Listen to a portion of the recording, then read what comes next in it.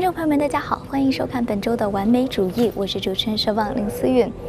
泰坦尼克号的沉没呢，可以说是20世纪最重大的悲剧之一，总共有1500个人在这次事故当中去世。今天呢，我们来到了里根图书馆的最新展览《泰坦尼克号》的展览，让我们看一下这一段背后的故事。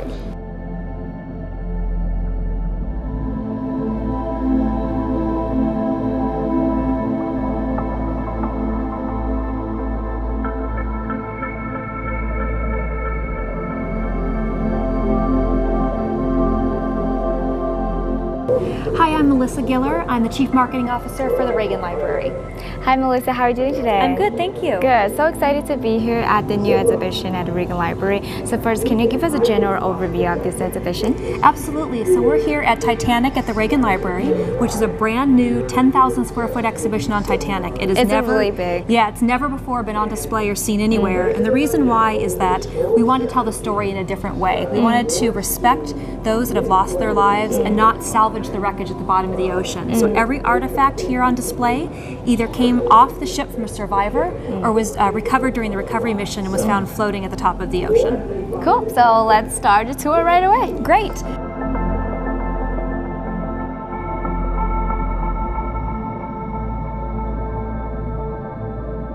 So everyone wanted to find Titanic. It went down in 1912. Yeah. People had been searching for decades.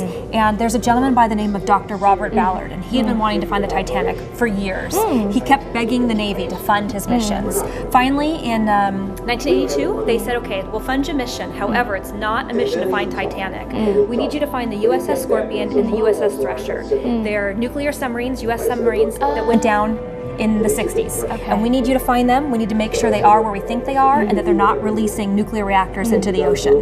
If you find them, and you find them in time, there's still time left in the mission, then you can find Titanic. So in 1984, he went down, he found the Scorpion and the Thresher, he did all the tests he promised the Navy he would do. He had 12 days left. He found Titanic in 9. Now, he was able to find Titanic because what he learned from the Scorpion and the Thresher is these heavy, heavy submarines were crashing to the ocean floor. They actually split apart. And as they split apart and spiraled down to the ocean floor, the lighter objects on the inside were sort of carried by the ocean current, creating a really long and wide debris field.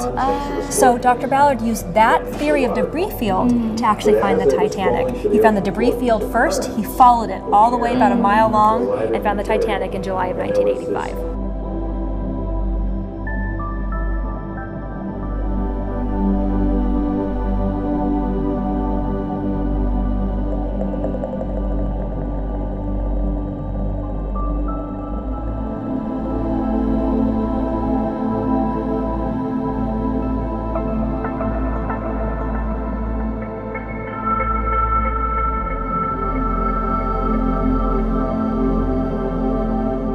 So when Dr. Ballard found the Titanic, he was on a vessel called the Nor, and he used an invention that he created called Argo, which was an actual sled. It's called a sled, a robot per se, taking photographs and video of the ocean floor. So we tell that story in here. These items all came off the Nor and the Argo. This is actually the cable that connected the Nor to Argo. Argo was the first sled of its time to get as low to the ocean floor as possible. It was supposed to only go to 60 feet off the ocean floor.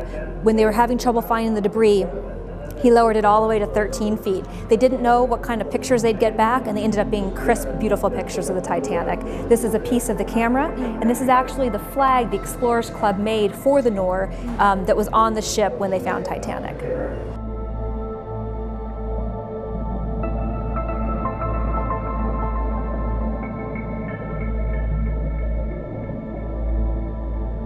So how long does it take to finish this project? I mean, it looked so carefully designed, everything is so detailed. How? Well, so it was about a year from inception to actually opening, but we did have another exhibit in this gallery, so the team only had about 4 weeks to actually put this exhibit together as you see it now, to actually install it. Wow. But it was a year of research and working with lenders and putting the story together. Wow.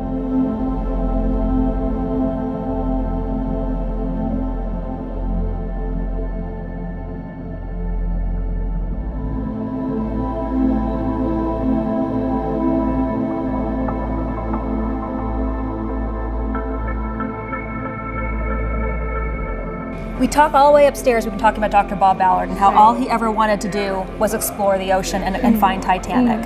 So the next story we start to transition into is James Cameron. You know, we know him as the movie director, the producer, Academy Award winner.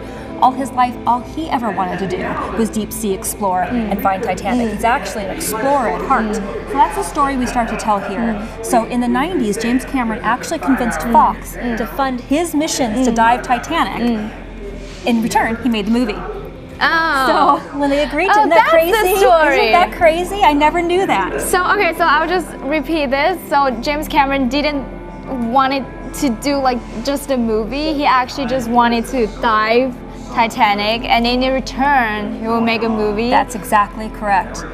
And he wanted so badly to tell the story correctly and authentically that everything he did, I mean, it took him like 6 years to make the movie from that point because he wanted it to be perfect. So every story we saw, the designs we saw, because he dived and he dived, or dove and he dove and he dove. 33 times he dove to the site. And he did it all to make sure that what we saw when we saw the movie was authentically Titanic. So the first thing he had done was he had this wreck model Titanic built. He hadn't even dived to the ship, dove to the ship yet. He built this model so they could meticulously plan out when they went down, where are the holes of the ship, where are the cracks of the ship, where can they put in their cameras to get deeper into the cabins than anyone else before, so that when they made the grand staircase, when they made the dining room, when they made the cabins, they were accurate. When he finally did dive, he used, this is a model of course, but he was on the Russian vessel called the Mir. And when you look at the Mir, at the very front of it, you see this little robot that was sent out. He named it Snoop, and this is what was sent out to actually take the photos and the video as they explored Alvin. Lo and behold, this is actually Snoop. This is the vehicle that James Cameron helped invent to go down. They dived to get the closest video and photos and tethers so they could go deep into the ship. Right, so it's actually camera. Yes, at the front. It's pretty remarkable. Yeah.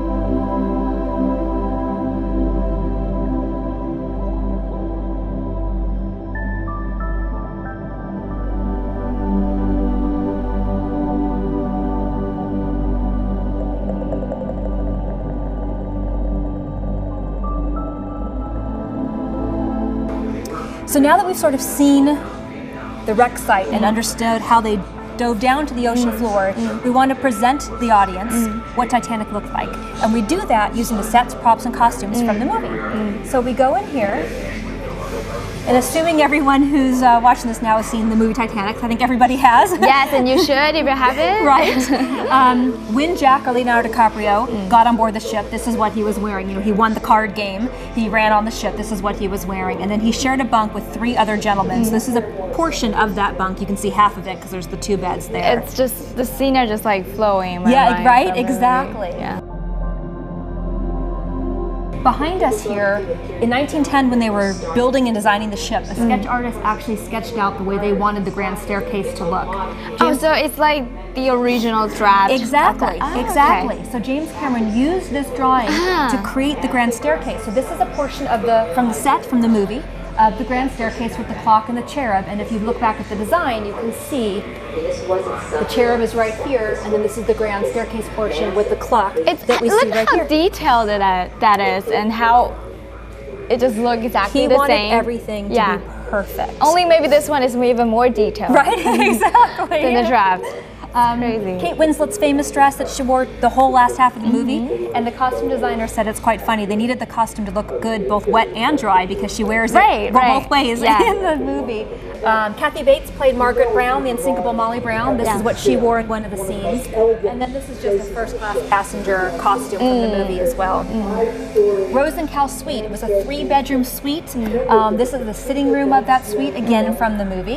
And we learned that there was a very wealthy passenger who also had a very similar 3-suite room that today's dollars would have been about $75,000 a week to rent. So quite remarkable. Over here, actually, these are some of the props from the movie. And they're some of the most famous props. So the mirror she's looking in, butterfly comb that's in her hair at one point that you see floating at the ocean bottom, the heart of the ocean, the jewel that they're all searching for, and then the sketch pads and pencils that Jack uses in the beginning of the movie. We later learned that every sketch in this sketchbook was actually sketched by James Cameron himself.